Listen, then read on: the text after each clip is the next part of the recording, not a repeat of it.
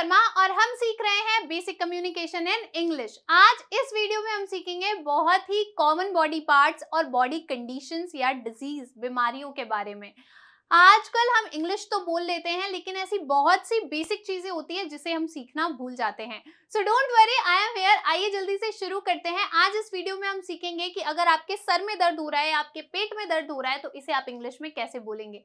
तो आइए जल्दी से शुरू करते हैं। देखिए, हेड यानी होता है सर, और अगर आपके सर में दर्द है तो उसे आप कहेंगे हेडेक। क्या कहेंगे? हेडेक। एक बात ध्यान रखिएगा, एक का मतलब होता है दर्द। क्या होता है? दर्द। तो आपको कहीं भी दर्द है तो आप उसके आगे क्या लगा दीजिए? बॉडी पार्ट लगा दीजिए और फिर आगे क्या लिख दीजिए या बोल दीजिए? एक बोल दीजिए। तो एक का मतलब होता है दर्द।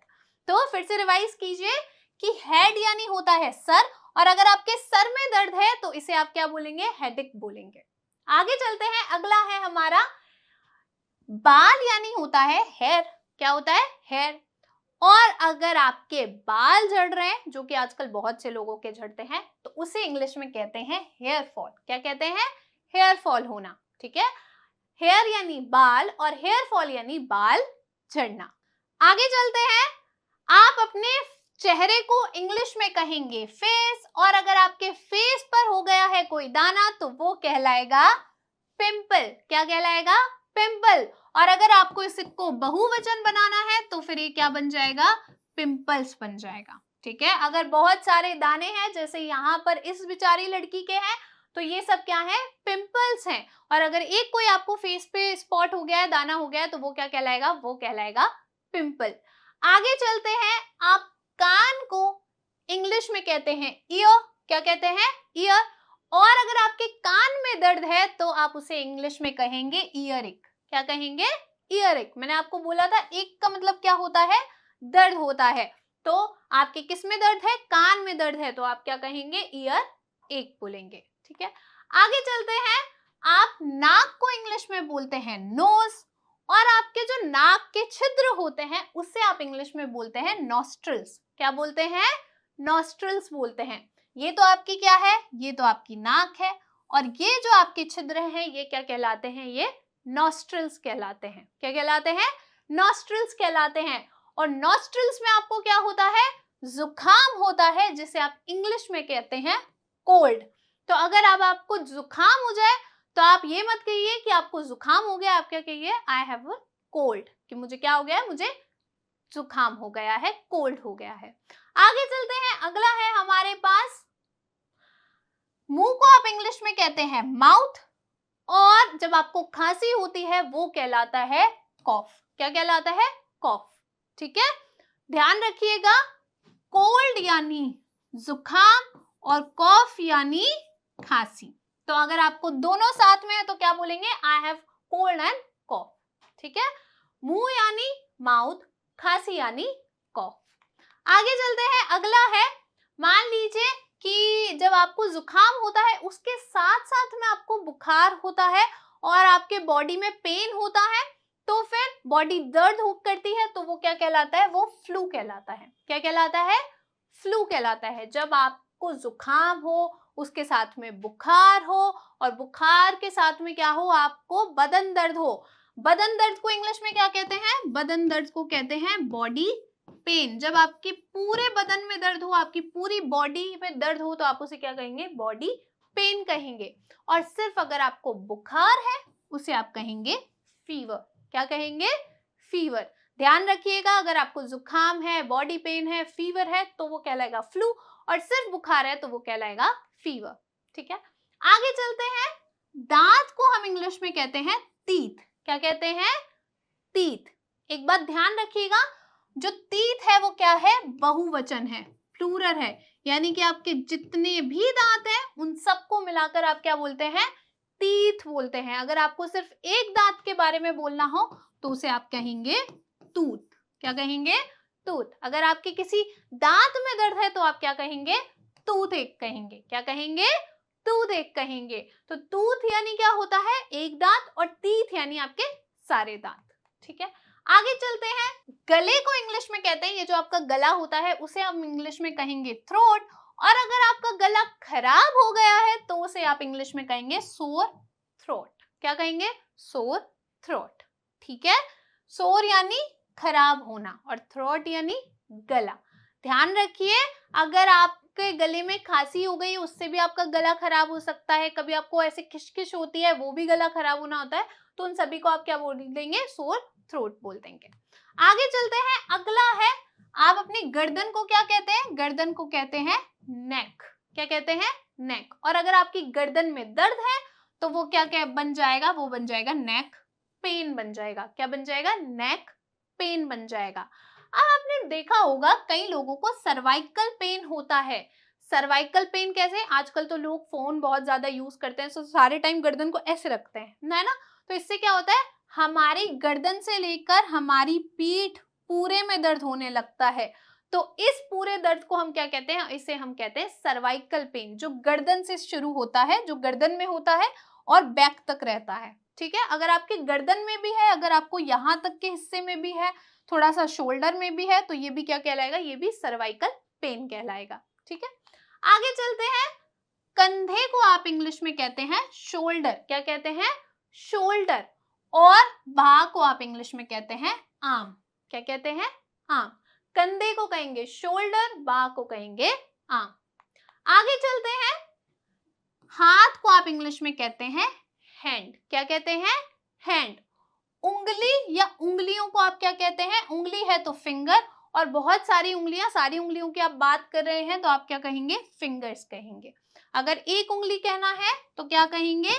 फिंगर कहेंगे। और अगर एक से ज्यादा उंगली की बात करनी है तो फिर ये क्या बन जाएगा? फिंगर्स बन जाएगा। ठीक है, अब आपने कई लोगों को देखा होगा कि उनकी उंगलियों में क्या पड़ जाती है? गठिया पड़ जाती है। क्या पड़ जाती है? गठिया। तो उसे आप इंग्लिश में कहते हैं अर्थराइटिस। क्या कहते हैं? अर्थराइटिस कहते हैं। आगे चलते हैं, आपकी जो छाती होती है उसे आप क्या कहते हैं? चेस्ट कहते हैं इंग्लिश में। क्या कहते हैं? चेस्ट कहते हैं। और जब आपको खांसी या दमे की बीमारी हो जाती है वो क्या कहलाता है? अस्थमा। अस्थमा कहलाता है? बिल्कुल नहीं, ये वर्ड बहुत सारे लोग गलत प्रोनाउंस करते हैं, इसको अस्थमा नहीं कहते। इसमें जो TH है वो क्या है? साइलेंट है, तो ये क्या बनेगा? एस्मा बनेगा। क्या बनेगा?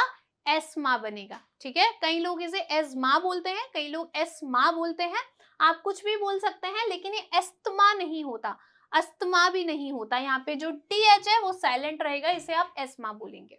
ठीक है, आगे चलते हैं, अगला देखिए, जो आपकी पीठ होती है उसे आप क्या कहते हैं? बैक कहते हैं। बैक कहते हैं। और अगर आपकी पीठ में या कमर में दर्द है तो वो क्या कहलाएगा? बैक एक कहलाएगा। क्या कहलाएगा? बैक एक कहलाएगा। आगे चलते हैं, अपने पेट को आप कहते हैं स्टमक। क्या कहते हैं? स्टमक। क्या कहेंगे? स्टमक। ये स्टोमक नहीं होता है ना, कई लोग इस पे ओ की साउंड पे बहुत ज्यादा जोर देते हैं, तो स्टोमक नहीं होता है, स्टमक होता है। ठीक है, अगर आपके पेट में दर्द है तो वो क्या कहलाएगा? स्टमक एक कहलाएगा। क्या कहलाएगा? स्टमक एक कहलाएगा। और आपकी जो आंतें होती है उसे आप क्या बोलते हैं? उसे आप बोलते हैं एब्डोमेन। क्या बोलते हैं? एब्डोमेन। ठीक है, आगे चलते हैं, अगला है हमारे पास, जो आपका पैर होता है, टांग होती है, उसे आप क्या कहेंगे? लेग कहेंगे। ठीक है, लेग कहेंगे। अब एक बात ध्यान रखिएगा कि टांग और पैर, हिंदी में तो आप कुछ भी बोलें लोग समझ जाते हैं कि आप क्या कहना चाह रहे हैं। इंग्लिश में दोनों वर्ड का मतलब अलग अलग होता है, जो मैं आपको अभी समझाती हूँ। ठीक है, घुटना जो होता है उसे आप बोलते हैं नी। क्या बोलते हैं आप? नी। तो ये क्या है? ये आपका नी है। टखना, टखना जिसे आप बोलते हैं हिंदी में, वो आपकी इंग्लिश में कहलाती है एंकल। क्या कहलाती है? एंकल। यहाँ पर होती है ना ये, इसे आप कहते हैं एंकल। अब आता है पैर, जिसे आप इंग्लिश में कहते हैं फीट। क्या कहते हैं? फीट। लेग और फीट में क्या फर्क है? लेग ये पूरा हिस्सा, ये पूरा हिस्सा क्या कहलाता है? लेग कहलाता है। और फीट क्या कहलाता है? जहां पे आप शू या स्लीपर्स वगैरह पहनते हैं, ये आपका फीट कहलाता है। ठीक है, अंगूठे को आप क्या बोलते हैं? टो बोलते हैं। ये जो आपका अंगूठा होता है इसे आप क्या बोलेंगे? टो बोलेंगे। ठीक है, ये आपका क्या हो गया? नी हो गया, ये आपका लेग हो गया, ये आपका एंकल हो गया, ये आपका फीट हो गया, और ये आपका तो हो गया। आगे देखिए, किसी असाधारण संवेदनशीलता से बीमारी उत्पन्न हो जाए तो वो क्या कहलाती है, वो इंग्लिश में कहलाती है एलर्जी।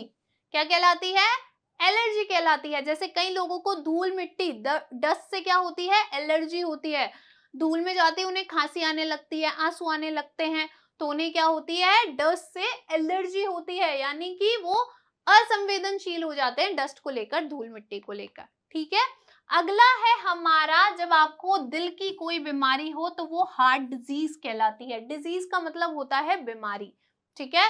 तो अगर आपको दिल से हृदय से लेकर रिलेटेड कोई बीमारी है तो वो हार्ट डिजीज कहलाएगी।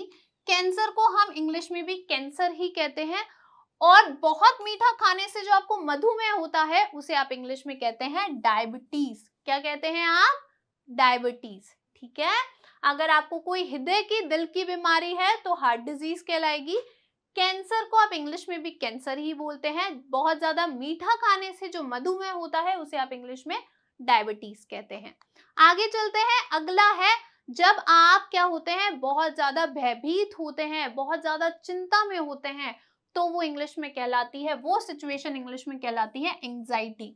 वो कंडीशन क्या कहलाएगी, एंग्जाइटी कहलाएगी। जब आप एंग्जाइटी में होते हैं यानी कि आप बहुत ज्यादा भयभीत हैं, बहुत ज्यादा चिंता में हैं।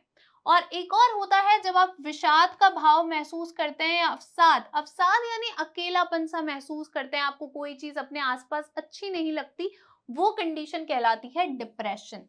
क्या कहलाती है, डिप्रेशन। आजकल हमारा जो यूथ है वो इन दोनों ही कंडीशंस का बहुत ज्यादा शिकार है ना, क्योंकि वो अपने आसपास का जो नेचर है उसे एंजॉय नहीं करता है, आसपास अपने फ्रेंड से ज्यादा नहीं मिलते हैं लोग, है ना, सोशल मीडिया पे ज्यादा रहते हैं, तो लोगों में ये जो कंडीशंस हैं दोनों, ये काफी ज्यादा बढ़ने लगी है।